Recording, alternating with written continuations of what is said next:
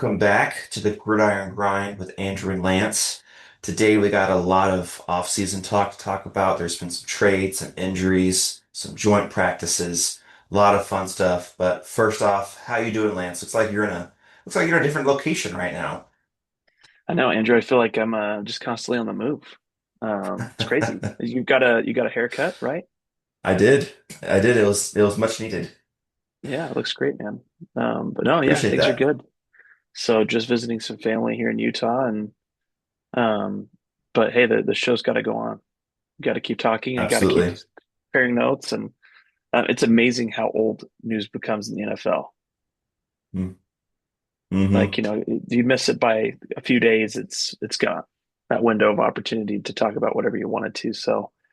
But no, it's good, man. Excited to be here. How are you? How's your family? Yeah, we're doing good. We're doing good. We just went to a kiddo friend's first birthday party last night, so that was fun. And our kiddo, Timothy, he's gonna be a year old coming soon. November is not that far off. It's wild to think about that he's already over 9 months old, and yeah, he just keeps growing, keeps showing more and more of his personality. It's fun stuff. That's good, man. That's awesome. It's fun. It's fun seeing kids get Hmm. bigger. So, Yep. um, our daughter, it's crazy how fast she's lapping our son in terms of weight at her Oh, mile really? markers. I mean, she's Hmm. already 15 plus pounds, and Oh, yeah, wow. How old is just she? she's 4 months. 4 months Months. just a couple days ago. So, yeah, man, it's awesome. It goes by so fast. So, Hmm. how was the birthday party? Was it good? Yeah, it was good. It was a lot of people, a lot of kiddos, and went to a friend's house who's a huge Bears fan, and he had the preseason game on, and he was talking so much junk because the Bears just trounced the Bills. They looked like a different league team than the Bills did, but you got to keep it in perspective.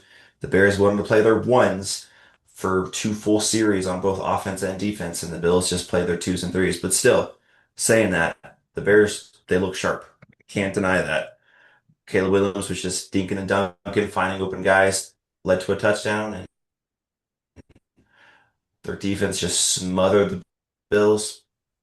Can't deny they look good, but again, it was against twos and threes. Yeah, I thought it was interesting just watching the little bit I did of that game, and so Hmm. yeah, it's so tough to know how much you should really be excited about or how much you can really expect from preseason, which is why preseason's so hard for me to follow. It's just tough to know what's the reality and what's fake. I Yeah, don't think you can really start drawing definitive comparisons until you get to the season. yeah, Um, but it's not great when you have that big of a gap. absolutely. Um, Granted, like what you were saying with the fact that the Bills did not play their starters, it just makes it a very different game from the outset for the entire Bills roster.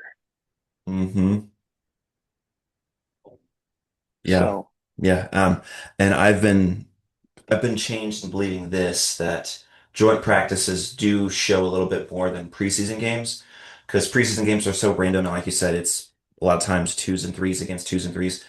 With joint practices, it's one against one, and you simulate certain scenarios, which can show you a lot on your team. Other than, all right, it's first and 10 in a preseason game. Yeah, let's do some scripted stuff other than certain scenarios. So I, I think joint practices are so valuable, and you're not gonna get tackled. The injury risk is so much lower in joint practices. It's still there, of course, but it's so much lower. yeah, yeah, I'd agree with you. On another note, I saw just a little bit of the Jacksonville Jaguars and New Orleans game. Um, Then in the tie. yeah, but I honestly was pretty impressed by New Orleans starting offense. Or sorry, not New Orleans, Jacksonville's. I thought that You know, yeah. I hear you. They're going to be kind of a sneaky offensive team because I've been thinking about it, doing my fantasy preparation and stuff. Um, and their head coach was the OC for Baker Mayfield last year, and look what happened with Baker Mayfield. He was QB4 in fantasy. Not saying Trevor Lawrence is going to be QB4, but they're gonna have some. I think they're gonna have a good offense this year. So I hear what you're saying. I've been seeing that. But I mean, just looking at Trevor Lawrence's numbers, he was 8 for 10, 76 yards, a touchdown. I mean, just very crisp. I mean, granted, it's the Saints, but the Jaguars were arguably a bad team last year. So Yeah. we'll see. I don't love their wide receiver core. I think the wide receiver core is okay. Parker Washington was the guy that scored the touchdown on Lawrence's Okay. touchdown drive. He's Hmm. kind of like a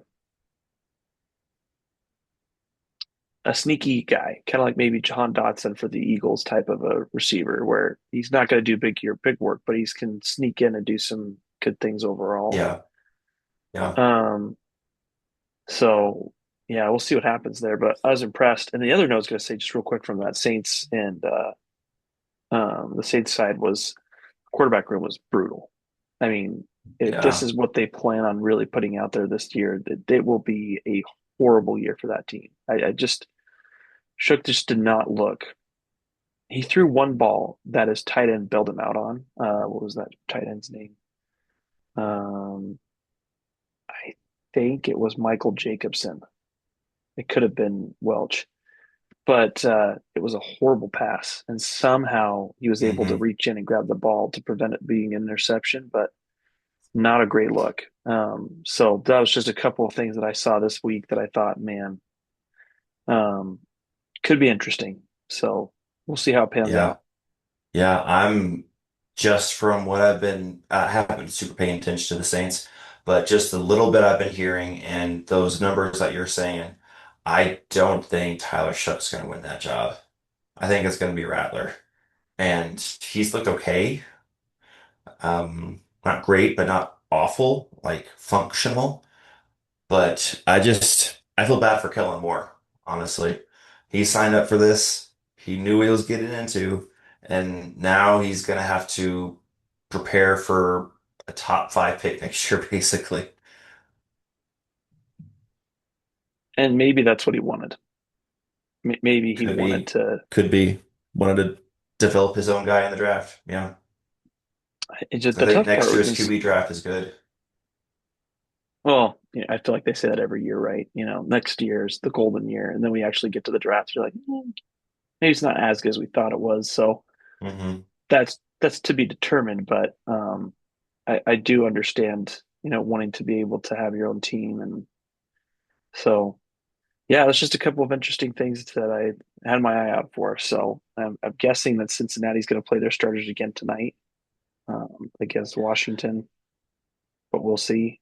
Yeah, we'll see. They looked really good last week in their one drive they had, so their coach might say, yeah. I like what I saw. Let's just rest our stars. Because that's how a lot of times what coaches do is if Mhm. in practices and maybe even joint practices, if they're not looking sharp, they play their starters in that preseason game, which is what going to Minnesota. The Texans did. I mean, not Texans, but the Patriots did last past weekend. They played their starters in the preseason game because their starters didn't look too great on Thursday, which we'll get into. But I think that's what a lot of coaches like to do. That's why the Bears played most of their starters the first two possessions in this past game yesterday, because they didn't look sharp in practice here recently. So they said, we got to fine tune some things. So the Bengals side, they look good. They looked really good their first preseason drive. So maybe, but I wouldn't be surprised if they don't. Yeah, I mean, we'll see how it bears out. But do you want to get to your Vikings notes? It sounds like you got some thoughts on your I mind here could. from these joint practices. Yeah. I could. First, I want to cover the concerning part. Then I'll get to the really cool part. But first, we are experiencing some wide receiver concerns, I think, because end of the season, of course, top five duo, Justin Jefferson, Jordan Addison. Can't really argue that. They're awesome. Um, then Jordan Addison got a suspension, which we knew was coming. 3 games, so he's going to miss the Bears, he's going to miss the Falcons, he's going to miss the Bengals. And then behind that, we felt decent about it because we had Jalen Naylor. He's a good three. He's not really a two. He's gonna have to beat it two for the first three games, which we can live with. We actually had that happen last year. Jordan Addison got hurt in the preseason, and he missed the first few games, and we went like 6-0 to start the season. Justin Jefferson just feasted, which is what he kind of does. But you have to have someone on the outside of him to kind of complement him because if you have nobody, then they're just going to roll three guys over to his side, and it's going to be really hard to get the ball to him. So Naylor as a two isn't ideal, but it could work. He hurt his hand in joint practices, and no one has to say the extent of any injury yet. It's not even close to time yet. You have to tell the media that and the public like 3 days before the first game, real game. So there's been no actual timetable. But if he is hurt, like let's just say if he broke a bone in his hand or something random, if he's gonna miss like a month behind Jalen Naylor, it's concerning because we had a guy, his name is Lucky Jackson. He's shown out a little bit in practice, but recently he's shown some drop issues. He had three bad drops in that Patriots preseason game where it was just right in his breadbasket and just couldn't pull it in. And I'm thinking, oh man, he possibly could be our two right now. No one's going to worry about covering him. They're going to triple cover Justin Jefferson, put a couple guys on TJ Hawkinson, and then see what JJ McCarthy can do. That's not ideal. I think we need a little help there. There's a few guys out there still. There's Gabe Davis, who had a bad year with the Jaguars, but apparently he was still dealing some lingering issues with his knee injury the year before. Amari Cooper's out there. He's not the same guy, but as a two opposite Justin Jefferson, I don't mind that. Um, There's also the thought of trading for someone, which you guys took one of the guys I was personally looking at because I know the Texans they haven't really been using John Mechie, and we'll get to that trade here in a little bit. But I don't know if there's a trade out there, but Kwesi needs to do something, I think, because with Addison gone and we had Naylor as our two, we're okay because we can just run two tight ends, on 12 personnel and have Jalen Naylor as our two, run the ball a lot. We'll be good for three games. But with Naylor possibly hurt, now there's a concern that our two and our three are going to miss the first two games. So that's a little concerning there. Hopefully we can figure something out, or maybe get Lucky Jackson, on the jugs machine and just catch 1,000 balls in a row or something. Because he's fine. If he's our two, it's not great, but if he can catch the ball, we'll live with it. But that's the concerning part. Now to the good part. So joint practices for Minnesota against the Patriots. Day one, which was Wednesday, it was kind of mixed bag on both sides. Offense looked good at some points, didn't look great at some points. Same with the defense. Drake May, he's looking pretty decent. I'm not gonna lie. He's looking like he's starting to learn some things, and I think they have Josh McDaniels as their OC, which as an OC, he's pretty good. Head coach, he's awful. But as an OC, that's where he can make his hay. And I think that's a low-key thing no one's really paying attention to. But Travion Henderson, he is the real deal. I saw some runs against the Vikings. I was like, man, we had three guys trying to take him down, and he's so slippery. Now, we can't miss tackles like that, but Travion Henderson is the real deal. I'm not gonna lie. He's impressive. Um, so that was day one. It was kind of a mixed bag. Day two, this is the reason why the Patriots played their starters for that preseason game. Minnesota destroyed them in that second joint practice. Our defense probably sacked Drake May like 6 times. Um, and Drake May was like 9 of 15, couple touchdowns. He did pretty decent. Like I said, he's showing out. And there was a Hail Mary bomb like on 2 minute drill that there was like fourth down on their 50, and he just threw it up and double coverage. His receiver came down with it. That was like very impressive. Well done. But Minnesota just smothered them. And JJ McCarthy. So one of our beat writers that tracks all the stats, which Kevin O'Connor's not really a fan of. but he tracked all the stats. And this is JJ McCarthy's day. So this includes 7-on-7, this includes 11-on-11, and this includes like red zone, a 2-minute drill, like all those scenarios. JJ McCarthy was 17 for 20 with 6 touchdowns, no picks. And this is without Justin Jefferson because he's still sitting out practice with making sure his hamstring's fine. Against the Patriots ones, which the Patriots have a decent defense. It's not great, but it's definitely not bottom half. That's probably like 12th, 13th in that range. JJ McCarthy torched them. He looked awesome. So he's shut down for the rest of the post preseason. They're not going to play him in anything. They're not going to play any of the stars in anything. And the Patriots, on the other hand, they got embarrassed.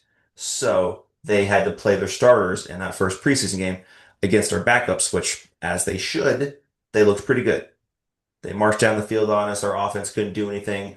But there was one play which I thought was hilarious in that preseason game.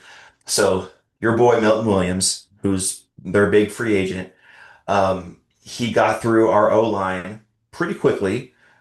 His one really good rep against our backup O line. He got through it really quickly. But what I don't think a lot of people mentioned because there was a battle for number 3 running back spot between Ty Chandler and Xavier Scott. Ty Chandler's the 3 for now, but his issue's been pass protection. But boy, did Ty Chandler blow up Milton Williams. Milton Williams was going straight for Sam Howell, and Ty Chandler just stood up, put his face in his chest, and Milton Williams stopped dead right there. I was very impressed with that pass protection, and Sam Howell got the ball out. I was impressed with that because Milton Williams is a big boy. He a big boy, and he's physical. And Ty Chandler just went right in his chest and stopped him in his tracks for as long as he needed. He wasn't going to stand there for very long, but for that 1, 2 seconds, just for Sam Howell to get rid of the ball, very good rep by Ty Chandler. But yeah, the Patriots played all their starters. They look pretty good. And Trey Hendrickson, man, there was a like a red zone in the preseason game. It was like on the 12, and they just did a simple like halfback dive with Trey Hendrickson. He went up the middle. There was like 4 guys there. He bounced off him, ran through. Our linebacker tried to tackle him on the 5. He ran through that and scored. I was like, oh man, this dude's gonna be a problem in this league. He's he's someone that. So I'll just say this: we're in a dynasty league together. I have the 9th pick. I'm not happy about it because I'm not going to be able to get any of these good running backs. I'm trying to trade up as we speak to get to like the 5 or the 4 spot so I can draft me some Travion Henderson because I saw him up close and personal live and I am very impressed. So that was my thoughts on the Vikings joint practice and preseason game. Yeah, I think those are great thoughts. A lot going on. Definitely a lot for JJ McCarthy, and yeah, I think it's an interesting time. Um, and I'm not sure what I was going to cover first. Um, I do think Milton Williams is going to be a beast for the Patriots. Like that, I Yeah, think he's going to. I think he's going to be a great pickup. I think he's going to do really well. The reason why I just thought that I was so puzzled by the signing was it was just so rich of a contract. Um, right. it's just created such a high bar. He can't be Hmm. average. He can't be a B player. He has to be A or an A plus player. And I think he's got a good division for it. I don't think the Dolphins right now are particularly strong on their offensive line. I think they're okay. Jets, I'd say the same thing. I think they're okay. Bills would probably be his biggest test right now in that division, as far as just out of those 6 games right there. So we'll see. Um, I do think Vrabel's going to do a great job. Um, Yeah, I agree. I haven't really, I haven't gotten the Drake May hate. I think that Drake May has proven, at least Yeah, over last year, that he's got potential. yeah. Um, and my only hesitation about Josh coming back as the OC is that man is not loyal. As soon as there's Mm, a greener grass opportunity, he seems to jump. I mean, he did it that's twice, fair. and Yeah. and he actually almost did it a third time. So I don't know. I get the desire to want to play or to be at the highest position Hmm. and to prove yourself, but hopefully Josh has figured out that I just can't be a coach. it's no longer the Right. situation. Like if that's what he thinks, then he's wrong. Like there's just no way Hmm. he would have this bad of a track record if he didn't contribute to the equation somewhat and why they're a bad team. So Yeah. we'll see how that one goes. But on the John Mechie note, another note that I wanted to Yes. cover was um, I think the most impressive thing about this signing or this trade for the Eagles is it's funny. I think I brought up John Mechie on our last podcast, or it was a couple That sounds podcasts ago, familiar. That sounds because we familiar. were You talking about the mentioned Texans wide receiver core and hmm how I thought John Mechie. And by the way, had a chance. Yep. I was listening to some breakdown on John Mechie from the Texans' perspective. I don't get the hate for him. Like it wasn't like they didn't like him. They just were like, yeah, it just didn't make sense to keep him. And I'm like looking at their wide receiver chart, and maybe I'm It's not missing great. something, Andrew. Maybe there's something you see that I don't. But They have Nico, then ugh. I mean, uh, is Christian Kirk going to be that good? I don't know. So as a two, I like Christian Kirk as a two, I could see but that. I could see that. as a one, he's never shown they can be that. The problem is Nico and Kirk have had injury problems in their career. And Tank Dell's already going to be out for the whole year because of that horrible injury last year. Yes. But when he's back, and if all three of those guys can stay healthy, that's decent. That's decent as, Nico one, Christian Kirk two, Tank Dell three. That's not bad. But the problem is there's a lot of health concerns there. And then as you're probably about to get to behind that, there's like nothing now. Behind those three, they have no depth. Well, I mean, and they do have a couple picks from this year. I mean, they have Jaden Higgins. I know that that's someone they're high on. I just and Right. Jalen Knowles another And they one. drafted Noel as well. Yeah, Yeah. and so I don't know. I think it's tough because I remember watching John Mechie last year, and in the limited reps he had, I thought this guy has more. He has Hmm. more to offer. He not the same thing, but he kind of reminded me in the sense of Gabe Davis that first year he came out in the playoffs and really started playing good football, where Mm. there's just the Hmm. sense of, oh, there's more on the bone here. There's more meat on the bone that they could access and make better. So Right. I'm happy the Eagles got him. But I think the most important thing, because you kind of touched on it, Yeah. I don't He's think a that, high pedigree player. yeah, and it's interesting because I mean they only gave up a fifth for him. Ironically, the fifth that they traded to get CJGJ. So this kind of somewhat makes up for the horrible trade we just made back earlier this year. But I have a note on the Hmm. CJGJ You thing that I guys wanted been to talk dealing. about. Dude, yeah. You guys been dealing. The Eagles have Well, made like four trades this offseason. the Mechie trade though I think is really good, not just for the sense that I think Mechie will be a great. My guess he's going to be the fourth receiver, maybe fifth, but I think the fourth. Um, because Dotson's going to keep the third. I've heard that Dotson and Right. Hurts continue to improve, have build on the relationship. But I think he's an upgrade over Johnny Wilson, who seems to be the projected fourth or fifth receiver. But that's a great receiver room, which is really built to if AJ Brown goes down or Devontae Smith goes down, the ship keeps rolling, Hmm. which I think is the best part. But the other thing is I read news that Jawan or the San Francisco 49ers had been trying to trade for John Mechie, and the Eagles came in and beat their Mm. offer. And that to me is a very High Roseman-esque move, where you can sense this idea that Right. this person who you don't really need, but you could use, is on the trading block. And so you block the other team by making a slightly better offer so that way um, you can go ahead and take that player. So to me, it's not just an addition for you, but it's an addition by subtraction for other teams because they don't get that benefit for their locker room. Because I mean, Yeah. we've And the talked about it Niners before, probably but could have really used him. exactly. Well, when the Brandon Ayuk news came out that it was like week 7, I think is when they said he was Something be like back. that. I mean, that's a lot of games. I mean, if they go, let's say they lose 4 of those 6. I mean, that would not be great. And that they're banking on a lot of things right now. They're banking that Trent Williams is still a competent left tackle, which I think is a huge Hmm. risk. They're banking that Christian McCaffrey's going to come back with no problems, another huge risk. They're banking that Ayuk, when he comes back in week 7, is going to be ready to go. And I'm skeptical, man. I am. I'm just Yeah. I'm not feeling the juice right now for the 49ers. And Yeah. it's With those big knee injuries like that, um, I listened to this podcast. It's a fantasy podcast, and there's someone on an ESPN fantasy podcast. Her name is Stefania Bell. So, credit to her. She says this a lot, but with like ACL and really bad knee injuries, there's a difference between return to play and return to performance. And we see that all the time with running backs, receivers, tight ends. When their knee gets blown up, they come back, but they're not the same guy. Usually the year after is when they're really back to who they used to be. And I don't see why that's going to be any different with Ayuk. When he's back in week 7, he'll be fine, but I don't expect him to be the Ayuk of like 2 years ago when he was a legit one. Not a like top 10 receiver, but he was a true one and he was good.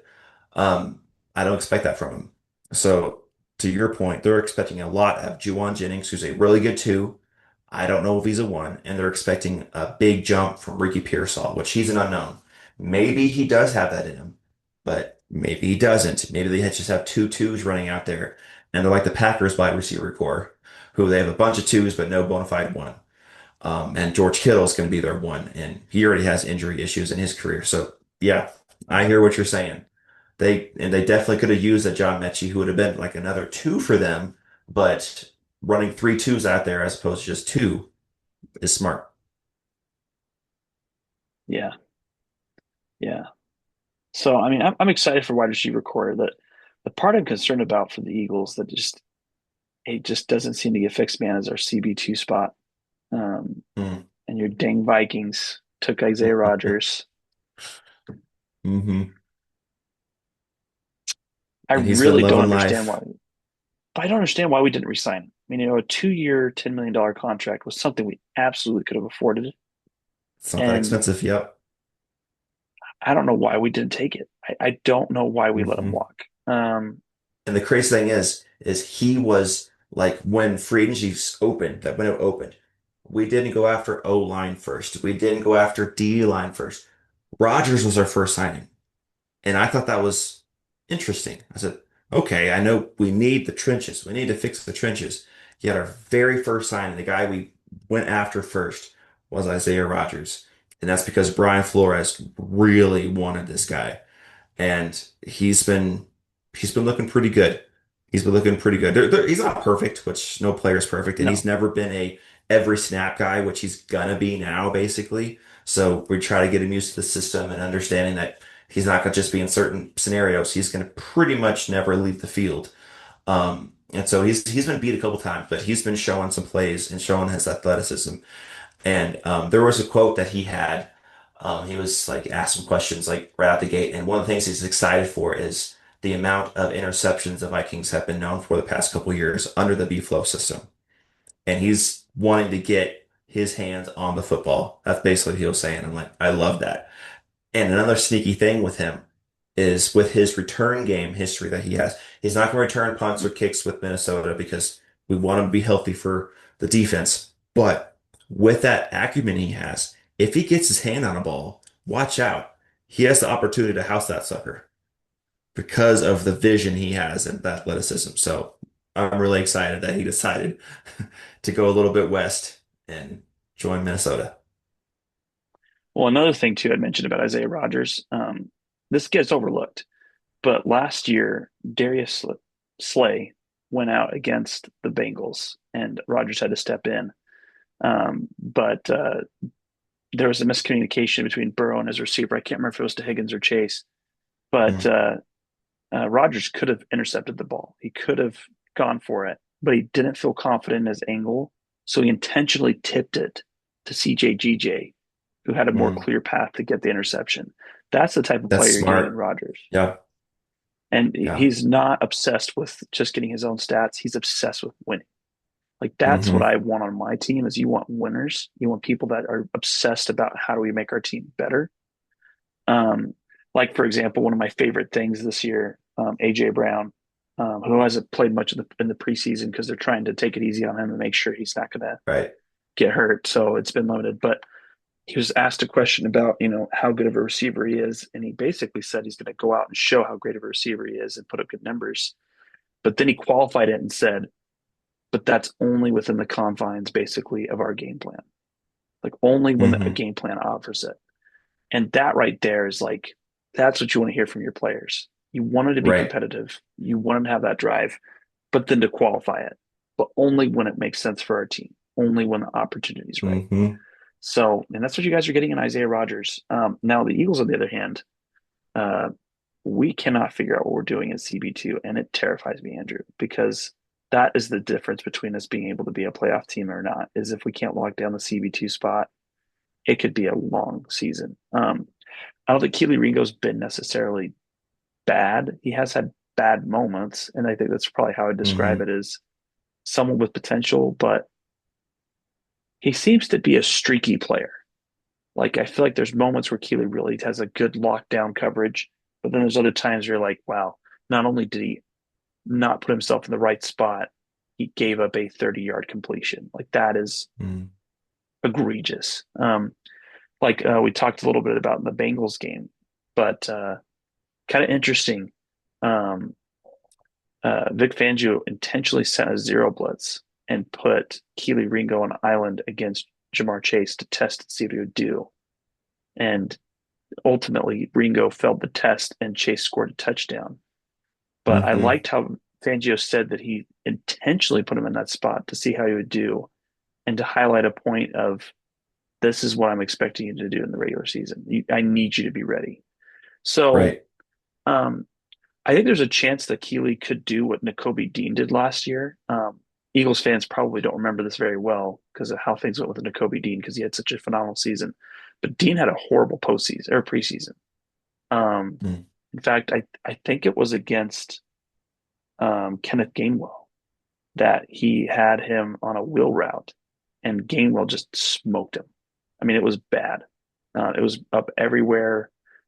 People were talking about like, man, can Dean even cover?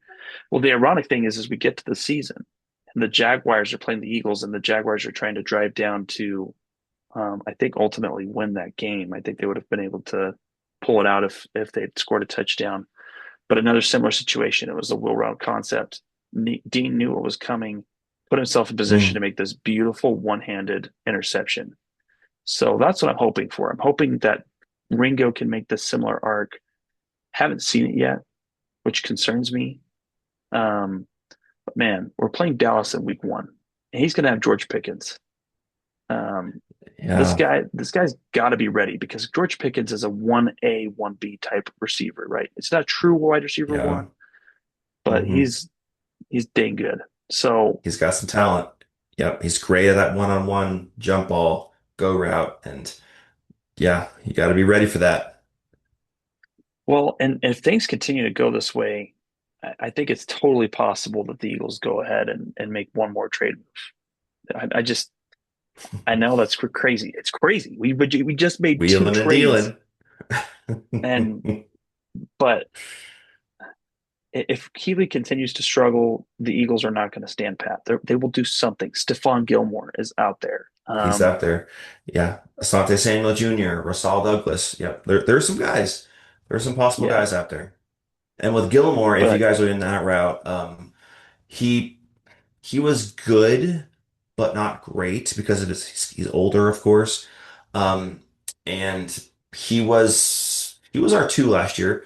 And he had some decent moments, but his speed is no longer there. So if he's on an island and the opposite team, like a George Pickens, knows this, he can be burned deep, but mhm. he is very smart, very savvy. He's best in zone coverage because he's not going to have just him singled up against someone. He's going to help over the top. But in that scenario, he's really good. But manned up one-on-one, that's probably when he's going to lose some reps. Yeah, I mean, if they got him, it would not be with the understanding that he would not be asked to do the same things Ringo would. I think it's more of Yeah. a you're bringing that floor up. And I think that that's what I Hmm. could see the Eagles potentially doing is making a move for someone that brings the floor up. Because right now, I think it's a high variation, but I leaned more towards we're just going to see a low floor from CB2 if things continue to go this way. Um, I'm not sure. It's hard to say. The other part I was going to say on the Eagles defense is Makuba looked great in the preseason He action he did. had. Pick six. Yes, I told you. I told you he was going to be great. I had I heard mean, so many good things about him out of Texas. it's one game. It's one game. I do That's like fair. it. That's fair. Just one game. That's fair. I think he could do it. I am glad because I think that from everything I've seen, I think Sidney Brown's going to start the year, but Hmm. Sidney Brown is just not the guy. I think he is not a safety two or safety one. He seems like a Hmm. safety three. He seems like someone that's going to be like a almost like nickel except for safety in the sense that he's going to come in, fill a gap, be able to flash somewhat, but he just doesn't have the upside that we've seen from Makuba. I think Makuba, if things go this way, could be really good. And that would make me really happy because the fact that you have two young safeties that you could grow with and see a lot of Right. progress between Blankenship and Makuba. So Hmm. that's what I'm hoping for. We've got to lock down that secondary though, because our secondary compared to last year, we could see a drop off, Andrew. This could get really There's a few rough. holes. Yeah. Well, and people really hyped up the Eagles' defensive line last year. They were phenomenal in the playoffs, but in the regular season, our defensive line was not ferocious the way that we saw the last Hmm. 2 weeks of the year. They were ferocious in that Commanders and Chiefs Hmm. game. So if our secondary is leaky, is our pass rush going to be disciplined, strong enough to get to the quarterback on a consistent Yeah. basis? It's all a joint system together. It's if one doesn't work, the other one is going to get hurt. And if both are working well, the defense works well. So if the D line doesn't get pressure, even if your secondary is awesome, they're not going to hold up forever. And vice versa. Even if your D line is amazing, if your secondary is leaky, the quarterback can get rid of the ball in 2 seconds before the D line can get that legit pressure. So yeah, I hear you. Yeah. I think that was pretty much it for my notes on the Eagles. One other thing I'll mention, we're a little late on the Landon Dickerson injury update. That was kind of a fast evolving situation. Looks Yeah. like he could be back at the beginning of the year. Interesting that he Hmm. had a meniscus issue similar to your guy JJ. Yes, yes, and we were talking about that. We were chatting about that because when it first happened, there was legit concern. Like, what is this? Is this an ACL? Is it an MCL? What Mhm. is this? And then when they announced it was meniscus, I jumped right in and said, "Hey, this is exactly what happened with JJ last year." And he had two options that they could have done for him. A is like a partial repair, where it's like maybe a month at two months max of recovery time, then you're back in the game. And there's a little risk of re-injury, but it's not like it's high. Or B, a full replacement of the whole thing, where you're done for a full year, but you will like it's documented that you should never have issues with that knee again, or at least that ligament again. And that's what we decided with McCarthy last year. And everyone that I so to get on the McCarthy side, then we'll go back to Dickerson, but everyone and their brother is saying that JJ McCarthy is coming off a significant knee injury. So is he going to be able to calm down, people? He had his whole thing replaced. That is not going to flare up again. Could he have an injury somewhere else? Of course, it's football. Anything can happen. He can hurt his ankle, he can hurt his shoulder. Sure, absolutely. But that spot is not a concern at all because it's a full replacement. We shut him down. Now, is it suck that he missed full offseason last year? Sure. But I get really annoyed with everyone saying, yeah, he's coming off a significant knee injury. Is that knee going to hold up? Yes. Yes, it will. But to go back to Landon Dickerson, so you guys decided to, it sounds like, do the partial repair, which also means there probably wasn't a lot of damage in there. It was just something simple. And that should be about like a 3 to 5 week recovery time frame, which makes sense about right in line of week one. So would he miss a week? He might miss week one, maybe. But that's probably the max he's going to miss is 1 or 2 games, which in the worst case scenario, that's awesome. Yeah, yeah. I mean, I'm happy to see that he could be back. I am Hmm. slightly concerned because Um, Dickerson has had a lot of knee issues, like he's had an ACL issue and he was Mhm. at college. Mhm. I would prefer to go the full route. I don't know. I guess the way I look at it is you've won a Super Bowl. I think you can afford to be more proactive over the future. Yeah. But I mean, I do think I think what my opinion is, I think the Eagles gave him a choice, and they said, Landon, do what Hmm. you want to do. No pressure. We will figure it out. We will do whatever we have to be successful. If you want to do the full, do it. If you want to do the short, do it. And I think that Landon really wanted to be back out there with his teammates. I mean, last year in the NFC Championship game, both Dickerson and Jurgens were majorly banged up, but Hmm. Dickerson still played. Um, but that was you saw his toughness. He's definitely a guy that Hmm. wants to be out there with his teammates. He it is a brotherhood along that offensive line. I mean, it is a fraternity. They are family. Like they really look out for each other. So I'm not surprised he chose this option. So it's interesting. I will definitely be monitoring that, watching it. One part Hmm. that was interesting, a lot of talk was made about how he hurt it in the open session at the Eagles Stadium. But the truth was is he was having a knee issue a couple days prior to that. Hmm. So I thought that was kind of interesting. Not a lot of media people are covering it, but I think that is kind of important to note that this was a building injury. It wasn't just one where it's Yeah. like, freak, it just happened on the turf or the Hmm. grass. I mean, no, this was one that there was already signs there. So I am kind of interested about that. But again, as you said, with the meniscus and the history of it, um, it doesn't have a huge risk factor of doing this route. Right. So yeah, um, but I'm excited that we get to keep him for hopefully the season because that definitely Hmm. does help our chances. Yep. I am terrified about Brett Toth, our backup, going in there and playing against a pretty good defensive line for the Cowboys. Um, They are no slouches. If Micah Parsons is out there, if he's not out yes. there, you can deal with it. But with Micah Parsons, they are top 10 unit easy. Well, we'll see what happens. Yeah, hopefully the Cowboys are distracted. I would not be disappointed to see the Cowboys being distracted and not fully. It's Jerry Jones. It's Jerry World. They're always distracted. Yeah, I don't know, man. They're such an interesting team. Hmm. The one part I wanted to come back to, I wanted to cover all Eagles notes, uh, but we've kind of gone back and forth on defensive line news in the NFL, and there's a Oh certain yeah. defensive end in Hmm. Cincinnati that might be becoming available. Um, you think he's Yep. going to get traded? In the end, no, but I would say the chances are highest than they ever been. I would still say Eileen that he's gonna stay because the Bengals are cheap. So they're not gonna just let him walk for nothing for just chump change. Even if it's one team calling, they're gonna require a lot to get him off their books.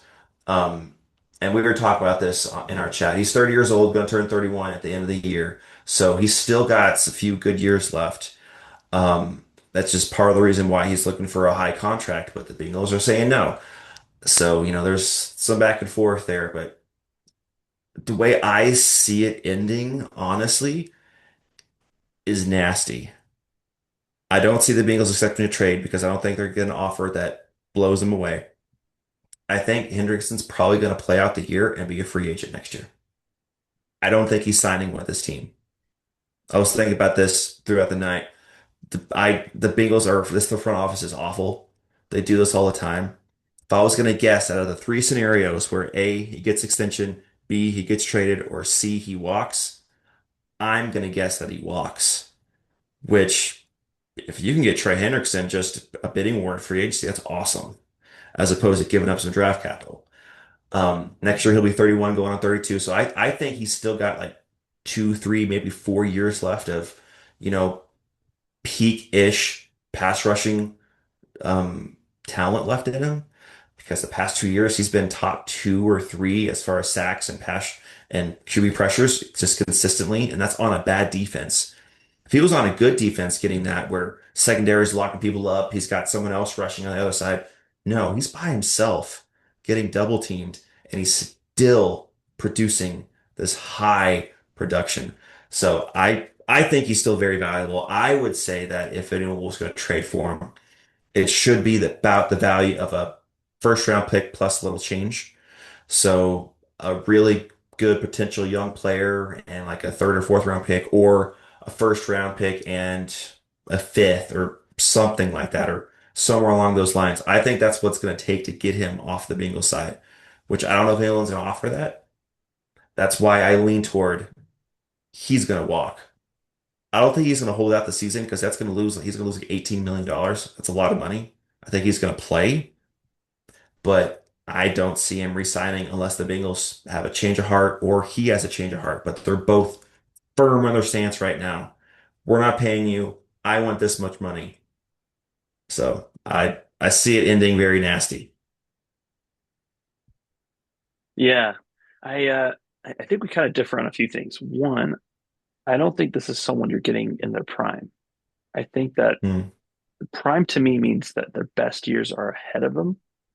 I don't think that you could say his best years are ahead of him. I do think you could say hmm that he has he still has a high floor or high ceiling potential, but I don't think it's hmm as high. Um, I mean, to have the back to back 17 and a half sack seasons and to expect that hmm again a third time, that feels like a stretch. Um, but I do think he's still a good player. Um, I mean, I don't know. I feel like Miles Garrett is such a unicorn. I just was looking at him for comparison's sake. Yeah. I mean, but Yeah. Miles Garrett has 102 sacks, almost 103 over what a uh, like an 8 year career. So I just don't think you could quite put him in the Miles Garrett category as far as for. I'm just trying to think like if you're trading for him, right? Like what about TJ And Watt? Garrett's still younger. Garrett's like what, 28? So he's still in his 20s, I think. Yeah, he's 29. 29, 29. Yeah. But the TJ Watt is probably a more comparable person, but I think even TJ Watt, it's that one's been a little more minus that 1 year where he was injured. But I think there's a little more variable for Trey Hendrickson. Like there's a little more peaks and valleys that you could look at for his. And that's nothing against him as a player. I'm just thinking hmm fair value. And Ian Rappaport did report that this is something like it's not just the Bengals news. Like this is national reporters reporting that they are looking at trading. But when Ian Rappaport came out about this news, he said a pick and a player. He did not specify a first round pick. And I feel like, Mm, for example, when the Eagles were looking to trade Carson Wentz, they made it known a first round pick. Like that is what we're looking for. That hmm is what we want. Matthew Stafford, when he went to the Rams, first round pick. Like that was hmm the dialogue or the talk about it.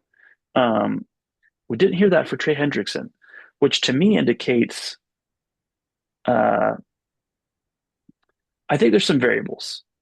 One, um, their coach Taylor knows he has to produce. He has to win. They have another year where they're middle of the road. He's probably gone. So, That's fair. um, and I'd say that most of the time when the coach is in trouble, the GM also feels like he's in trouble. Yeah. It's Um, usually a marriage. Yeah. and so I think that makes you a little more desperate. I think that makes you a little more of, okay, maybe we have to do this. You already saw what happened last year with Jamar Chase holding out. It absolutely affected your hmm offense. Hendrickson has not played any of the games so far, or the preseason. Uh, I should say preseason, but the training camp or joint practices. He's just held hmm in, so that absolutely affects your team too. Um, I really see it as maybe a second round pick. I'm thinking a third round pick at this point, plus a player is what I think gets the ball started. I think if someone comes to them with that trade offer, there's dialogue. If someone comes in with with a fourth or fifth round pick and a player offer, I think that that's a no, that's a non-starter. I don't think that they'll listen to the offer. Um, Hmm. I think that there's a chance, and we'll see. But I could see the Eagles coming in here and saying, "Hey, we will trade for Hendrickson, and we'll give you guys Aziz Ojolari and a third round pick that could become a second round pick." So that's kind of the move I'm watching for right now. My intent is up for Hmm. that because maybe there's not a CB the Eagles like that's available on the trade market, but Hendrickson's out there. Hmm. He's available, and if your strength cannot be your secondary this year, why can't your defensive line be more of a second or of a strength? Because to me, Hmm. if it's Nolan Smith and it's Trey Hendrickson, you're not seeing a drop off compared to last year where you had Brandon Graham and Nolan Smith. Yeah, that's an Um, improvement, honestly. yeah, I mean, and I think that Jalen Hunt is great, but I also think you can afford to say, hey, we're going to just hold off 1 year. I just, Hmm. there's a lot of different variables. I could see a Von Miller type trade where you force the Bengals to eat the salary, but you give them a third and a second, just like the Rams did. Like that one, I could see happening as a potential. Hmm. Um, but yeah, we'll see what happens. I saw some like teams. Someone threw out the Panthers. That one just doesn't feel very serious to me. I don't think the Panthers are in a position to even think about trading for. Interesting. Um, I mean, they are Yeah, so far into their rebuild that I just that feels a bit of a that's stretch. interesting. Yeah. Yeah, I'm not sure with that one. If they see within the next 2 to 3 years that they could be legit contenders, then maybe. But if you're looking more than 2 or 3 years, then yeah, getting a player that's 30 going 31 wouldn't make sense. Um, if that's the trade offer that the Bengals accept, if I were the Eagles, I send that right now and take that steal because to me that's a steal. A third round pick and your player that you mentioned, that's a steal to me because Hendrickson has at least 3 years of peak pass rush legitimate production left in his system. And edge rusher is like the third most valuable player on the field. It's quarterback, probably wide receiver second, then pass rusher. And if you're Mm-hmm. getting one that's going to get you, let's say it drops off a little bit, he goes to 13 to 14 sacks a year. That's still phenomenal. That's still amazing. And you're getting that for a third round pick and a player that you're probably not going to play much. That call him right now and make that happen immediately. And then you'll pay Hendrickson what he wants because, the Eagles, they have no problem playing players. And then you guys will have the best D line and just make quarterbacks scared all game. Have a Nolan Smith and Trey Hendrickson just beating double teams and one-on-ones and making quarterbacks just, pee their pants. Because I think Trey Hendrickson. So your view of Prime and mine might slightly different. I hear what you're saying, but I still think he's in the end of his prime. I'll say that. I think prime is when you can have peak performance, not necessarily continue to grow, but what you can expect. Hey, this is his peak. He can expect that the next few years. To me, that's still your prime, and I think he's got at least 2 more years of that because he's not really been super injury prone. And he's coming off, like you said, back to back 17 sack seasons, like with the defense that's awful. Imagine what he can do on defense that's good, like the Eagles. Man. So if it's a third round pick and a player, call them now. Call them now and make it happen because I would say that's a steal. Yeah, I mean, and maybe I'm crazy, maybe I'm off. I just feel like if it was a first round pick is what the Bengals were wanting, why didn't they come out Hmm. and say that? I just don't think that's why you do it. I think that you would intentionally say that the way you did because you know that the first round pick's not on the table. Um, and if I'm a team trading for him, I'm helping you out. I don't need him. I'm not desperate. I can wait you out. And then if you Hmm. don't trade him, then you're probably going to have to trade him at the mid deadline. And you risk getting even less value because the fact that Hmm. you're getting less of him for the season. Um, and someone threw out the Detroit Lions. That one I'm struggling with because the fact that um, the Lions have got to be in a spot where they got to start thinking about draft capital. They don't have enough draft capital. And if they expend too much of it, they will not be able to sustain this team. Um, They got players who are going to have to pay very soon. Like they already paid Goff, they already paid Amon Ra. Jahmyr Gibbs is coming up the line. They paid Penei Sewell. yeah, They got a lot of guys about to make a lot of money. So, man, I don't.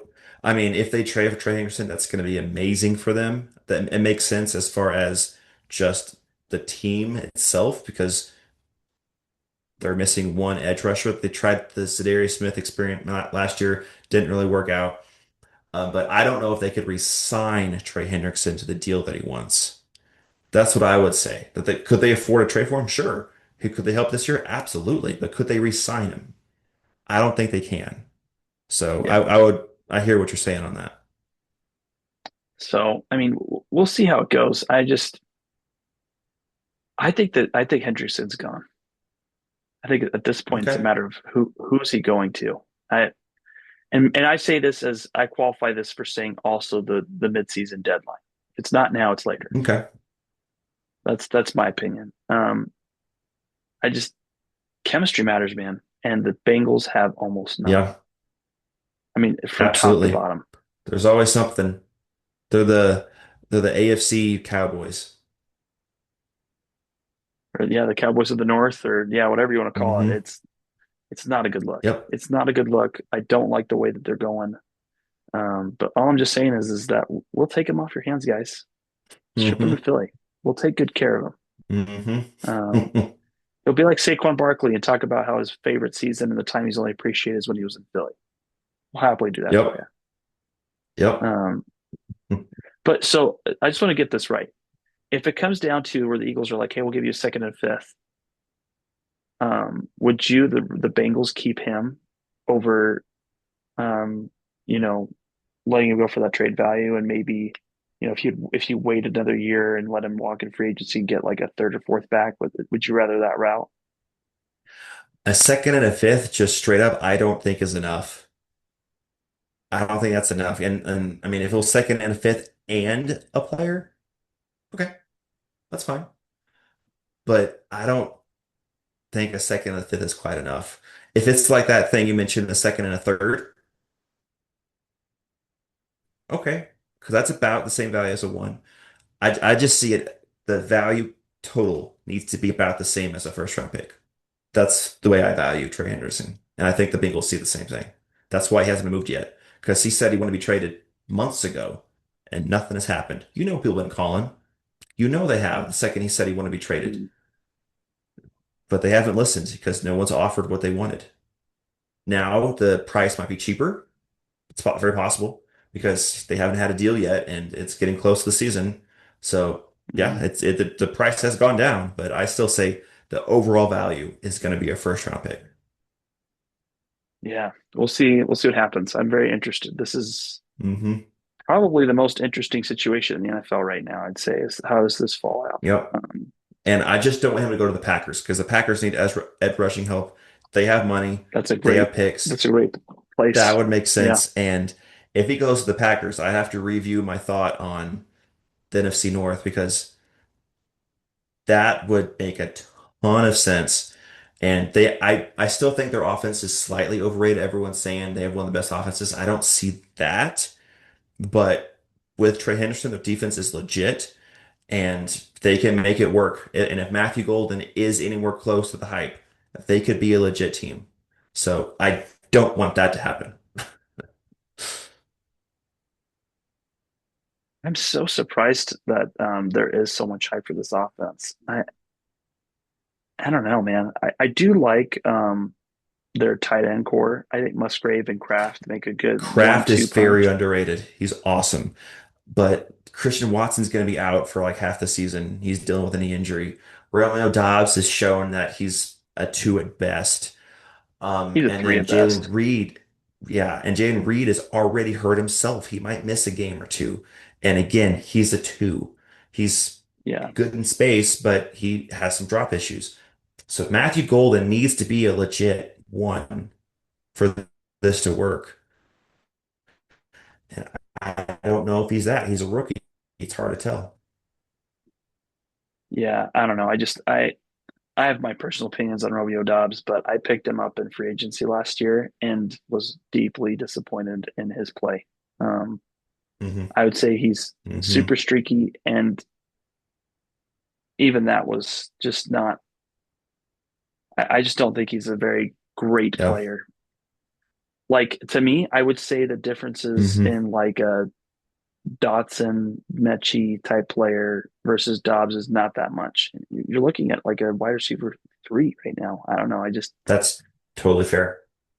Yep. I I can see that. so we'll see what happens for them. But man, this is so interesting. I feel like your division is it just has so many variables.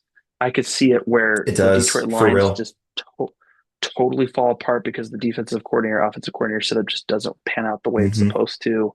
I could see it where the Packers can't quite get this offense to take off in order to succeed. I mean, it's a young offense, man. That they're banking on a lot of young players just continuing to perform well. And And that's another thing. Everyone keeps saying that they're so young, they're going to develop and get better. There's no guarantee in that. There's no no, guarantee that these players are going to get better. They could just be who they are. Every newscaster says they're the youngest team in the NFL. It's so scary how better they're going to get. You don't know that. They could be right where they're at the rest of their career, which is good players, but not great. It's very possible. And no one's really saying that. yeah, yeah. I, Yeah, I don't know. I think that like middle of the road expectations. I think 10 wins, 10 to 9 wins is a very fair Oh, yeah. I see them projection. as a playoff team for sure, but I just don't see them as a Super Bowl contender that everyone's already crowning them. It's very strange. Well, I mean, it's just weird because the Packers have another tough division. I mean, Detroit, Hmm. Washington, Dallas, like in the first 4 weeks of the season, you've got That could those be four 0 and teams. 3. I wouldn't be super shocked if that's 0 and 3 right there. But they do have the Cleveland Browns in between Washington and Dallas, so there's a little bit of a break. Okay. But Yeah. Cleveland and Dallas are on the road. I mean, that is rough. Hmm. And then after that, you've got Cincinnati, which, by that point, it's week 6. They're starting to get wind into form and actually starting to play Right. and care about winning. Right. And then you've got Pittsburgh, which that one's going to be tough to We'll know, but see. We'll see what they are. Yeah. Phil- Philadelphia is going to be tough. Minnesota's going to be Hmm. tough. Detroit's going to be tough. Denver's going to be tough. Baltimore's going to be tough. I mean, Yep. that's not a cakewalk schedule. So Nope. we'll see, man. We'll see what happens. Hmm. So NFC North is going to be wild. I would not be yeah, surprised at hardly any outcome, honestly. yeah. Well, this will be exciting, man. I'm excited for games to actually get here and to watch what happens. We're so close. We're like, what, 2 weeks away now? Yep. 2 weeks from today will be the first week of NFL football. So exciting. Can't Hmm. wait, man. Can't wait. It's going to be For sure. fantastic. Yes. And we Um, have a bunch of fantasy drafts coming, which I think next episode we're going to do a just a mock draft, just the two of us, just going back and forth. That'll be a lot of fun. Get our thoughts on that. Um, and then, yeah, we're almost there. We're yep. almost there. Yep. Well, Well, happy is there almost anything else you NFL want to touch season, on? Andrew. Yes. No, that's it, man. Happy That's it. football season eve. Yes. Yep. Sounds good, man. Looking forward to next time. Absolutely. Well, everyone, thank you so much for joining us this episode of the Gridiron Grind with Andrew Lance. Be sure to like, subscribe, comment, share. We'd love to hear your opinion on all our takes. Tell us where we're wrong. Tell us where we're right. We'll get back to you. We'll comment back. Thanks, everybody.